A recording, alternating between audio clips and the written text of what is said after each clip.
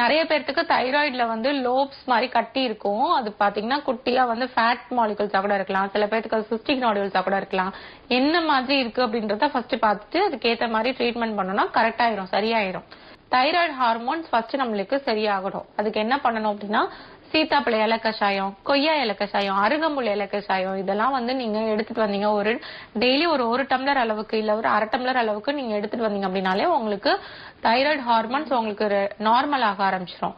அதுக்கப்புறமா young age தானே, யோகாசனம் பண்ணீங்க அப்படின்னாலும் தைராய்டு ஹார்மோன்ஸ் உங்களுக்கு நார்மல் ஆக ஆரம்பிச்சிடும். சரியா? காலிஃபிளவர் கேபேஜ் அவாய்ட் பண்ணிருங்க. வெளியே வந்து பேக் போட்டு டீ குடிக்கிறாங்க பாத்தீங்களா, ரயில்வே ஸ்டேஷன்ல அந்த மாதிரி பஸ் ஸ்டாப்ல எல்லாம் பாத்தீங்க அப்படின்னா டீ குடுப்பாங்க. டீ பேக் போட்டு கொடுப்பாங்க. அதுல மைக்ரோ பிளாஸ்டிக்ஸ் ரொம்ப ஜாஸ்தியா இருக்கும். தைராய்டு பிரச்சனை இருக்கவங்க, ஹார்மோன் டிசார்டர்ஸ் இருக்கவங்க அதெல்லாம் எடுத்துக்காதீங்க. ஹார்மோனல் இம்பேலன்ஸ் இருக்கிறவங்க பிளாஸ்டிக் வாட்டர் பாட்டில், கடையில இருக்கக்கூடிய பெட் ஜார்ஸ், அந்த வாட்டர் பாட்டில் இருக்கக்கூடிய வாட்டர்ஸ் இன்டேக் பண்ணாதீங்க. அதுல மைக்ரோ பிளாஸ்டிக்ஸ் இருக்கிறதுனால ஸ்ட்ரெயிட்டா போய் உங்களுக்கு ஹார்மோன்ஸை வந்து உங்களுக்கு டீக்ரேட் பண்ணிவிடும். ஸோ அதனால வந்து பாத்தீங்கன்னா அதை அவாய்ட் பண்ணிக்கோங்க.